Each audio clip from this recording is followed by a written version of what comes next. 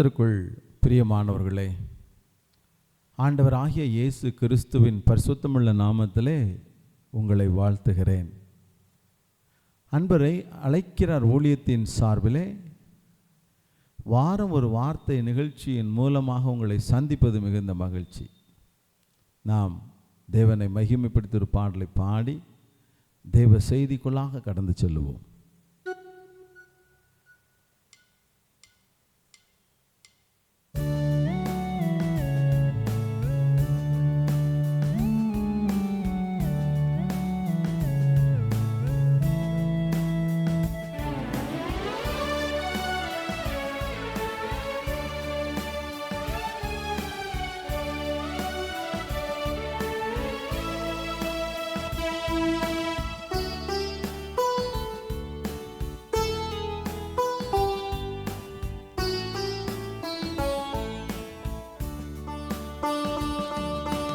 என் இரட்சகா என் இயேசுவே, என்னை அழைத்த நல்மீட்பரே. என் இரட்சகா என் இயேசுவே, என்னை அழைத்த நல்மீட்பரே. என் உள்ளத்தில் சந்தோஷத்தை தந்தவா உம்மை ஸ்தோத்தரிப்பேன். என் உள்ளத்தில் சந்தோஷத்தை தந்தவா உம்மை ஸ்தோத்தரிப்பேன். என் இரட்சகா என் இயேசுவே, என்னை அழைத்த நல்மீட்பரே.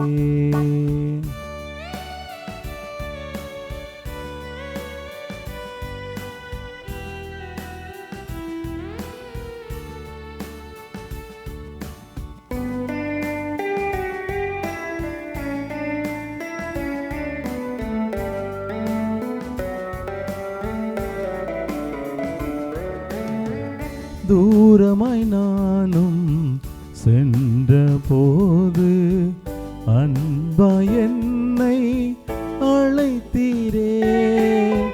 தூரமாய் நானும் சென்ற போது அன்பா என்னை அழைத்தீரே.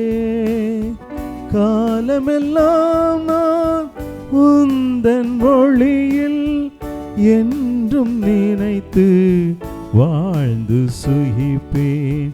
காலமெல்லாம் நான் உந்தன் ஒளியில் என்றும் நிலைத்து வாழ்ந்து சுகிப்பேன். பாக்கியனாள் பாக்கியனாள் இயேசு என் பாவம் தீர்த்தனாள். பாக்கியனாள் பாக்கியனாள் இயேசு என் பாவம் தீர்த்தனாள். என் இரட்சகா என் இயேசுவே, என்னை அழைத்த நல்மீட்பரே. என் இரட்சகா என் இயேசுவே, என்னை அழைத்த நல்மீட்பரே. என் உள்ளத்தில் சந்தோஷத்தை தந்தவா உம்மை ஸ்தோத்தரிப்பேன். என் உள்ளத்தில் சந்தோஷத்தை தந்தவா உம்மை ஸ்தோத்தரிப்பேன். என் இரட்சகா என் இயேசுவே, என்னை அழைத்த நல்மீட்பரே. என் இரட்சகா என் இயேசுவே, என்னை அழைத்த நல்மீட்பரே.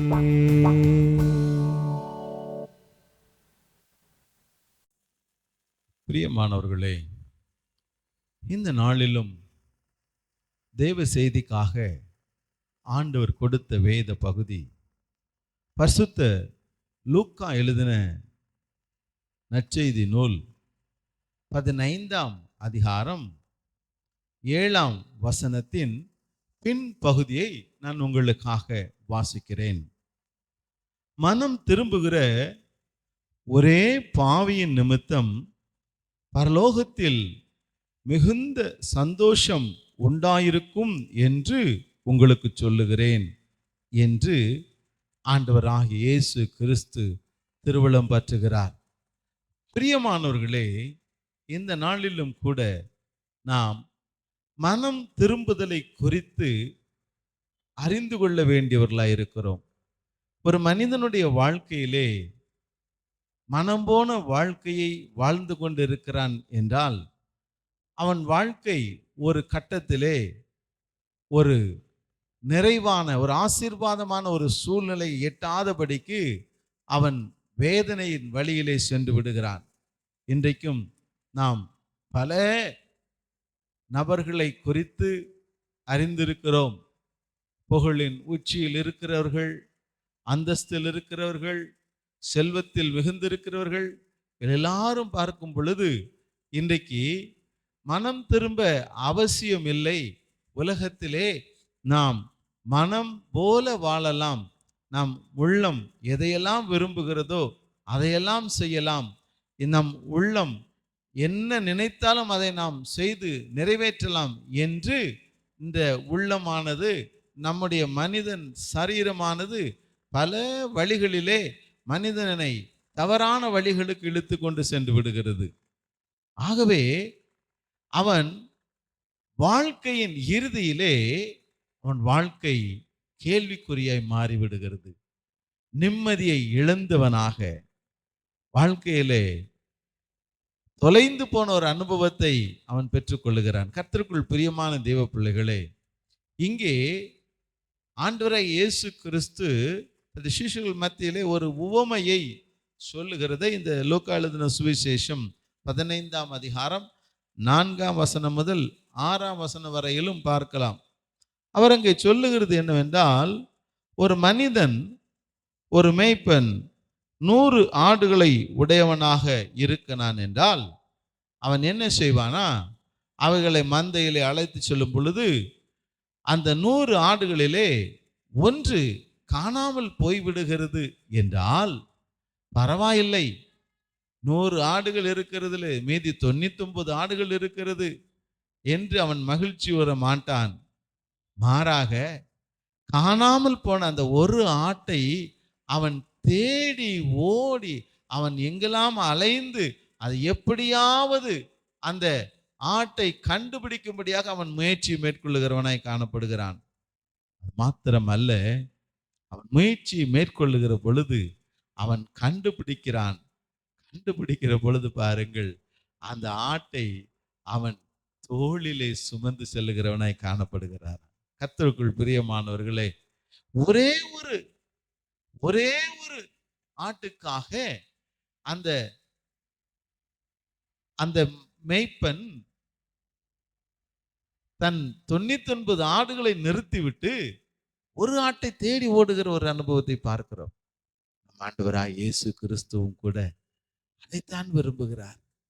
அப்படித்தான் நம்மையும் அவர் நோக்கி பார்க்கிறார். எத்தனையோ பரிசுத்தவான்கள் அவரிடத்துல இருக்கிறார்கள். எவ்வளவோ பேர் அவரை தேடி நாடி கொண்டிருக்கிறார்கள். ஆனால் நாம் இன்றைக்கு ஆண்டவரை விட்டு தூரமாய் விலகி கொண்டிருக்கிறோமா? ஆண்டவரை நாம் நம்முடைய வாழ்க்கையிலே நம்முடைய சொந்த இரட்சகராக ஏற்றுக்கொள்ளாதபடிக்கு தூரமாய் இருக்கிறோமா? நம்மைத்தான் ஆண்டவர் மனம் திரும்ப வேண்டும். நாம் மனம் திரும்பும் பொழுது பரலோக ராஜ்யத்திலே மிகுந்த சந்தோஷம் உண்டாயிருக்கும் என்று சொல்லுகிறார். பிரியமான தேவ பிள்ளைகளே, இன்றைக்கு நாம் மனம் திரும்புவோமா? நம்முடைய பழைய வாழ்க்கையிலிருந்து, பாவ வாழ்க்கையிலிருந்து ஒரு ரட்சிப்பின் வாழ்க்கையை பெற்று, ரட்சிப்பின் அனுபவத்தை பெற்று ஒரு புதிய வாழ்வுக்குள்ளாக நாம் கடந்து வர நம்மை அர்ப்பணிப்போமா? நீங்கள் இருக்கிற இடங்களிலே என்னோடு சேர்ந்து ஜெபிப்பீர்களா? ஆண்டவரே, நான் ஒரு புதிய வாழ்க்கையை வாழ விரும்புகிறேன். என்னுடைய பழைய வாழ்க்கை எனக்கு கசந்து விட்டதப்பா. பழைய வாழ்க்கை எனக்கு நிம்மதி இல்லாத வாழ்க்கையா இருக்கிறது, எனக்கு உதவி செய்வீங்களா என்று மனதார ஜெபிப்பீர்களா? நாம் கண்களை மூடி ஆண்டவராகிய இயேசு கிறிஸ்துவை நோக்கி பார்ப்போம். ஆம் ஆண்டவரே, மனம் திரும்புகிற ஒரு பாவிய நிமித்தம் பரலோகத்தில் மிகுந்த சந்தோஷம் உண்டாயிருக்கும் என்று சொன்னீங்களேப்பா. என் நிமித்தம் அந்த சந்தோஷம் கிடைக்க என்னை அர்ப்பணிக்கிறேன் ஆண்டவரே.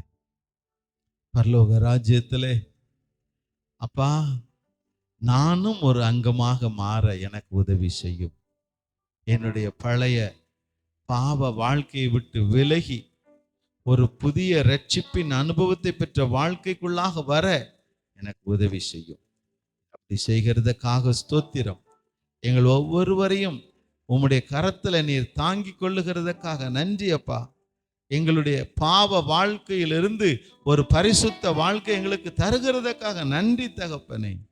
நன்றியோடு உம்மை துதிக்கிறோம். தேவரீர் பொறுப்படுத்திக் கொள்ளும். இயேசு கிறிஸ்துவின் இனிய நாமத்தில் ஜெபிக்கிறோம் எங்கள் ஜீவனுள்ள நல்ல தகப்பனே, ஆமென். பிரியமானவர்களே, இந்த காணொளி உங்களுக்கு ஆசீர்வாதமாக இருந்திருக்குமே நான் கர்த்தருக்குள் நம்புகிறேன்.